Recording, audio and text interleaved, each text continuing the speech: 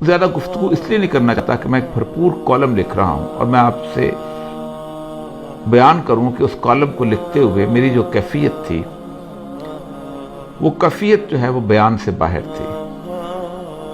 میں کالم پڑھ کے سنا دیتا ہوں اس لیے کہ اس کالم کے بعد میرے پاس کوئی اور لفظ ایسے نہیں بچیں گے کہ میں اس تقریر پر تبصرہ کر سکوں۔ یہ کالم خالصتاً سید الانبیاء صلی اللہ علیہ وسلم کے حوالے سے، اسلام و فوبیا کے حوالے سے مسلمانوں کی آواز کو اس عالمی فورم پر بلند کرنے کی بات ہے۔ باقی تمام مسائل جو ہیں وہ اور طریقے سے حل ہوتے ہیں، لیکن اسلام و فوبیا یا رسول اللہ صلی اللہ علیہ وسلم کی گستاخی جو ہے یہ زبان و بیان کا مسئلہ تھا، اور اس کا مقابلہ بھی زبان و بیان سے اور کاغذ و قلم سے ہو سکتا تھا، اور وہ انتہائی خوبصورتی کے ساتھ کیا گیا۔ میں آپ کو کالم آپ کی نظر کرتا ہوں، یہ انشاءاللہ عزیز آپ اخبارات میں بھی پڑھ لیں گے، لیکن میں یہ خراج عقیدت ہے جو عمران خان صاحب کو دینا چاہتا ہوں۔ 31 اکتوبر 1929 کو غازی علم الدین شہید کو اس میاں والی کے علاقے میں جیل میں تختہ دار پر لٹکایا گیا، جہاں سے عمران خان کے دودھیال کا بھی تعلق ہے۔ لیکن کس قدر حیرت کی بات ہے کہ اس عاشق رسول کے آباء اجداد میں سے بابا لہنا نے جب اسلام قبول کیا تو اس نے لاہور کے سرحدی علاقے برکی ہڈیارہ میں آ کر ٹھکانہ بنایا۔ یہ وہی برکی ہے جو عمران خان کا ننھیال ہے۔ مجھے کوئی مماثلت نہیں ڈھونڈنی، میں نے تو حیرت میں گم آج سے 90 سال قبل آنکھوں میں آنسو لیے علامہ اقبال کے اس چہرے کو اپنے تصور میں لا رہا ہوں جو غازی علم الدین شہید کو لحد میں اتارتے ہوئے ہچکیوں سے رو رہا تھا۔ میاں والی میں شہید کو دفن کرنے کے بعد جب مسلمانوں کا ایک وفد علامہ محمد اقبال، سر محمد شفیع اور مولانا ظفر علی خان کے ساتھ گورنر پنجاب سے ملا اور غازی علم الدین کے جسد مبارک کی حوالگی کی درخواست کی تو اس یقین دہانی پر مان لی گئی کہ امن عامہ کی ذمہ داری آپ لوگوں پر ہی ہوگی۔ 15 دن بعد لاہور کی تاریخ نے ایک خیرہ کن منظر دیکھا۔ غازی علم الدین کا جسد مبارک ایسا تر و تازہ تھا کہ چہرے پر غسل کے پانی کے قطرے چمک رہے تھے، یوں لگتا تھا جیسے ابھی ابھی غازی علم الدین شہید وضو کر کے آئے ہوں۔ لاہور کی تاریخ کا سب سے بڑا جنازہ 5.5 میل طویل کون تھا جو اس سعادت سے محروم رہتا؟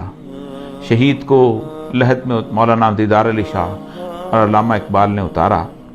میت کے سرہانے کھڑے آنسوں سے تر اس عاشق رسول اندلیب باغ حجاز اور پروانہ رسالت علامہ اقبال نے کہا، ترخان کا بیٹا آج ہم پڑھے لکھوں سے بازی لے گیا اور ہم دیکھتے ہی رہ گئے۔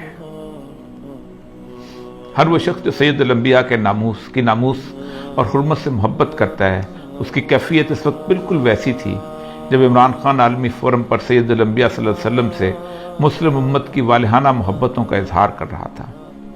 ایسے میں میرے پاس اسے نظر کرنے کے لیے آنکھوں میں ڈبڈباتے ہوئے آنسوؤں کے سوا کچھ نہ تھا۔ کون ہے جس کا دل زخمی نہیں ہے؟ کس کی راتیں سالوں سے بے خوابی میں نہیں گزرتی کہ اس کے پیارے رسول صلی اللہ علیہ وسلم کی شان میں روزانہ گستاخی ہوتی ہے اور وہ بے بس و لاچار ہے، اس کے بس میں کچھ نہیں۔ وہ پکار کر بتانا چاہتا ہے کہ میں اس مدینے والی سرکار سے اپنی ماں، باپ، بہن، بھائی اور اولاد سے زیادہ محبت کرتا ہوں، اور یہ میرا آخری سرمایہ ہے، یہی میرے ایمان کی جمع پونجی ہے۔ لیکن اس کی آواز سدا بصہرا ہے۔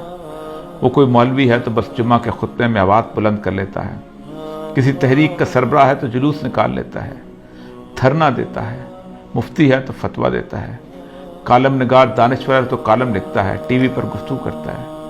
لیکن یہ سب مل کر بھی اپنی آواز گستاخان رسول اور اسلام دشمنوں تک نہیں پہنچا سکتے، اور نہ ہی ان کو عالمی سطح پر اس طرح لاجواب کر سکتے ہیں جس کا موقع اور استحقاق میرے اللہ نے عمران خان کو عطا کر دیا۔ میں تو مالک کے کائنات کی فرما روائی کا اس حد تک قائل ہوں کہ کوئی پتا بھی اس کی مرضی کے بغیر نہیں ہلتا ہے۔ یہ کیسے ہو سکتا ہے کہ عمران خان کو ناموس رسالت کے لیے آواز بلند کرنے کی توفیق منشاء الہی کے بغیر ہوئی ہو؟ یہ تو انتخاب ہے اور مجھے اس پر صرف رشک کرنا ہے۔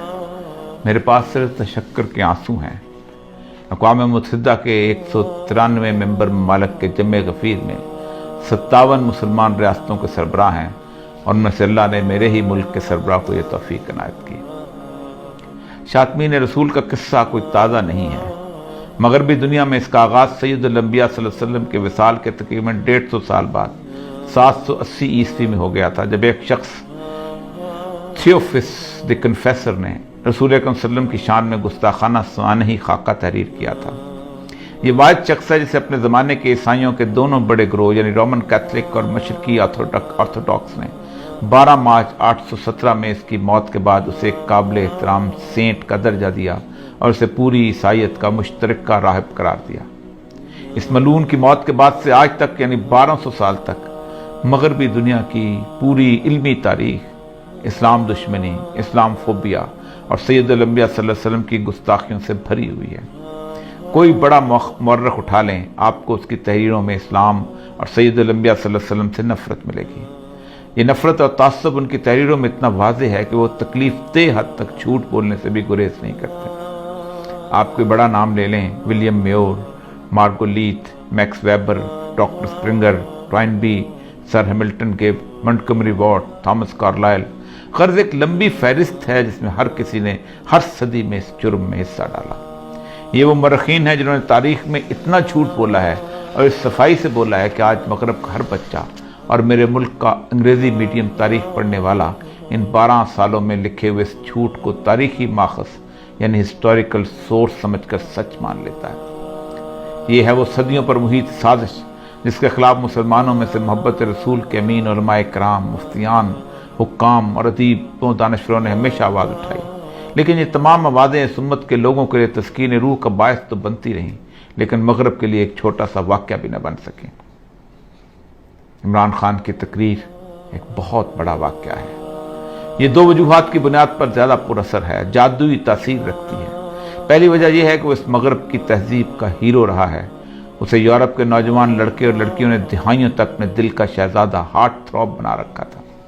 ایسا شخص جب میرے آقا سرکار دو عالم صلی اللہ علیہ وسلم کی ناموس کا پرچم اٹھاتا ہے تو پھر مغرب سوچنے پر مجبور ہو جاتا ہے۔ ان کا یقین ایسی تمام جھوٹی تحریروں پر متزلزل ہو جاتا ہے اور وہ اصل اسلامی ماخذ کی طرف رجوع کرتے ہیں۔ دوسری وجہ یہ ہے کہ ایک بہت بڑے اسلامی ملک اور ایٹمی طاقت کا منتخب وزیر اعظم ہے۔ اس کی آواز پورے عالم میں گونجتی ہے اور وہ بھی ایک عالمی فورم پر، تو پھر وہ صرف عمران خان نہیں بلکہ 22 کروڑ مسلمانوں کا نمائندہ بن جاتا ہے۔ ایسا نمائندہ جسے 1.5 ارب مسلمانوں کی نمائندگی کا حق اور میرے آقا کی ناموس کے تحفظ کا شرف بھی خود بخود حاصل ہو جاتا ہے۔ ایسے مواقع گزشتہ 30 سالوں میں بے نظیر زرداری، مشرف اور نواز شریف کو بھی اپنے دور اقتدار میں ملے تھے، لیکن انہیں یہ سعادت حاصل نہ ہو سکی۔ سلمان رشدی کی واحیات کتاب 1988 میں آئی تو پورا عالم اسلام سراپا اشتعال تھا۔ بے نظیر اس کے خلاف احتجاج کرنے والوں پر گولی چلانے کی فرد جرم لے کر دنیا سے رخصت ہو گئی۔ 2005 میں گستاخانہ کارٹون چارلی ہیبیڈو میں چھپے تو مشرف برس اقتدار تھا، پھر زرداری اور نواز شریف دور میں بھی بار بار چھپتے رہے۔ یہ سب حکمران اپنی خاموشی کی FIR لیے اللہ کے حضور جانے کے منتظر ہیں۔ ہر ایک کو اقوام متحدہ کا یہ فورم میسر آیا، سب نے تقریریں کیں لیکن ان کی زبانیں گنگ رہیں، کسی کو اللہ نے یہ قوت گویائی نہ دی تھی۔ علامہ خادم حسین رضوی صاحب کے خلاف جب سپریم کورٹ میں خفیہ ایجنسیوں نے رپورٹ جمع کرائی تو لکھا کہ اوریا مقبول جان انہیں اخبارات اور ٹی وی پر بہت سپورٹ کرتا تھا۔ میں نے فرد جرم کے جواب میں کہا تھا، ناموس رسالت کے لیے اگر بدترین ڈاکو اور بدنام ترین ڈاکو بھی کھڑا ہوگا تو میں اس کی جوتیاں اٹھاؤں گا۔ اس وقت عمران خان کی تقریر کے خلاف بولنا یہ ثابت کرے گا کہ آپ کو ناموس رسالت سے نہیں بلکہ اپنے نفس کی ریاکاری سے محبت ہے۔ میری حالت تو اقبال کے آنسوؤں سے بھیگے چہرے والی ہے کہ ساری زندگی ناموس رسالت پر لکھتے بولتے رہے اور ایک مغرب زدہ کھلاڑی بازی لے گیا۔ وہی کیفیت ہے جو اقبال کی تھی۔ میرے پاس ان ٹپٹپاتی آنکھوں میں آنسوؤں کے سوا کچھ نہیں ہے، شاید اس راستے میں یہ قبول ہو جائے۔